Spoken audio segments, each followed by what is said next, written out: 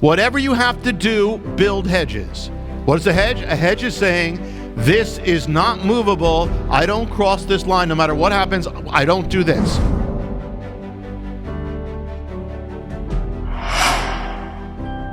And it also speaks, the priest's undergarments also speaks of the flesh, because it covers the flesh, the weakness of the flesh.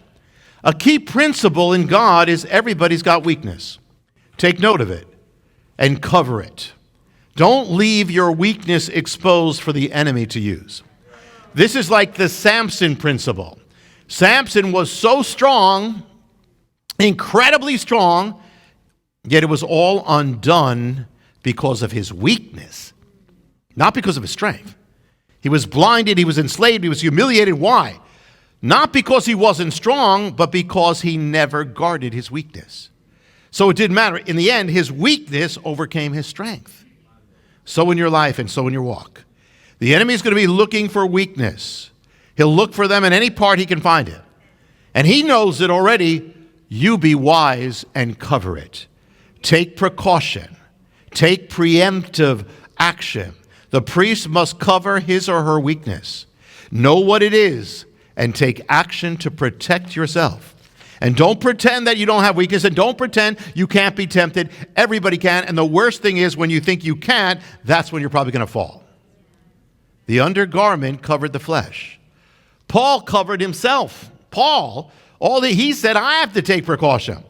He said, I beat my body. I discipline my flesh. I bring it into subjection, lest by any means, after having preached to others, I myself will be a castaway. If Paul could say that, we have to take that very seriously. The strong man or the strong woman is the one who knows his or her weakness and covers it. One minister, was talking about lust, and he said he'd lock himself in a room until it passed. Good for you. I don't trust flesh. I don't trust anybody's flesh. I don't trust my flesh, anybody's flesh. I trust the Lord. And you shouldn't trust your flesh or anybody else's either. Priests had to cover that up. I remember growing up, I watched Saturday morning television. And if those of you who are alive at that time, it was monster movies. Dracula, Frankenstein, Abbott and Costello and Frankenstein, all that.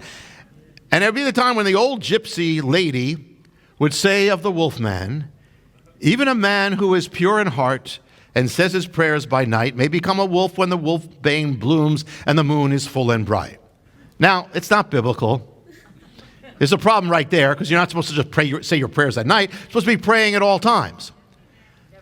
But maybe if you were praying at all times, you wouldn't be turning into a wolf. I don't know. But the truth comes in this. When it comes to the flesh has its own mind. You cannot redeem the flesh. You have to crucify it.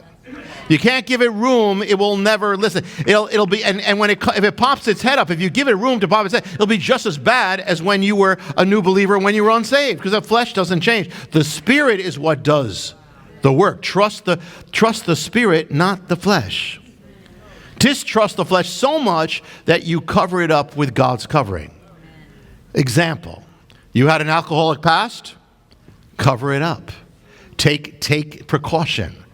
One minister had been into drugs before he was saved, and he went to a doctor, got to put him on a medication, prescribed painkiller, addictive. He got back on drugs for a time. He got out of it, but he almost was lost. Take precaution. And the principle in that, so important, is the principle of hedges. Whatever you have to do, build hedges. What is a hedge? A hedge is saying, this is not movable. I don't cross this line. No matter what happens, I don't do this. No matter what happens, I do this. I don't allow this. No matter what happens, I don't get in that situation. No matter what happens in our marriage, this is our hedge. We don't allow this. We don't allow that. In our family, like for instance, we don't allow getting close to somebody of the opposite sex, spending time and all that. We have hedges. You've got to have that. But no matter what. But hedges only work if you keep them. If you have a hedge and you break them, it doesn't do anything. And you might say, well, most of the time I'm okay. I could go without the hedge. That's not the point. If it only takes one time, like you could do 100 times, one time, and it destroys your life. Keep the hedge when you don't need it. It will keep you when you do. But not only that, let me give you another key, another secret. These are very practical things. Not only build hedges away from the sin or the situation or the temptation that is dangerous to you, but build hedges that keep you from even that which leads to the thing. You understand what I'm saying? Or, keep yourself from the situation before you get to the sin. In Proverbs, interesting, it doesn't just say avoid the adulteress. It says avoid her door. That is key. Avoid the door, and you'll never have to lead. If you avoid the door of the adulteress or the adulterer, you'll never have to deal with the adulterer or the adulteress. You're dealing with a door.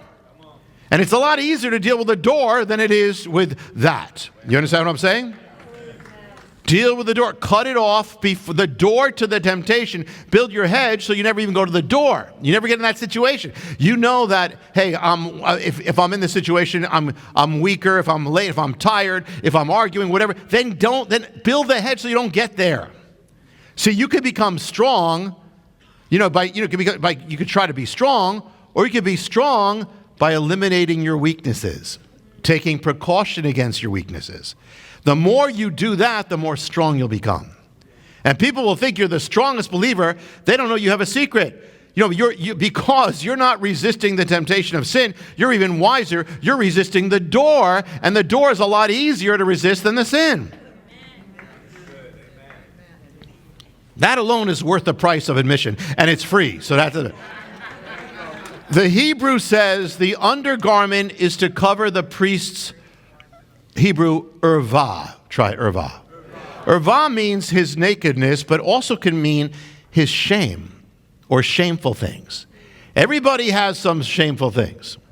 I mean, something you were ashamed of, something you did in your past life, or even may have happened in your life in the Lord that you're ashamed of. And if you say, I never have anything to be ashamed of, you should be ashamed of yourself for saying that. Because everybody does. There's something, that way. And the thing is, your shame or your shameful thing will prevent you, will hinder you from fulfilling your calling. It can be a shameful habit, a shameful thought, a shameful lust, a shameful indulgence, a shameful endeavor, a shameful lack of self-control, or a shameful thing you did in the past that is still haunting you, and it's preventing you, it's hindering you in God. Or a shameful thing that was done to you, which happens in this life too, that is hindering you. You need to deal with it. Cover it with the love of God. Cover it with the cleansing of God. Cover it with the redemption of God. He will do it. The blood of Messiah cleanses us from all sin and all guilt and all shame. It says in 2 Corinthians 4:2, Paul says, but having renounced the hidden things of shame, we are not walking in craftiness anymore. Hi, I'm Jonathan Cahn, and I hope you were blessed with the video. Make sure you hit the subscribe button and tap the bell icon so you're notified every time a new video is posted. Feel free to share your reactions with your comments and how you were blessed, and share this video with your friends. Thanks for watching, and I'll see you next time.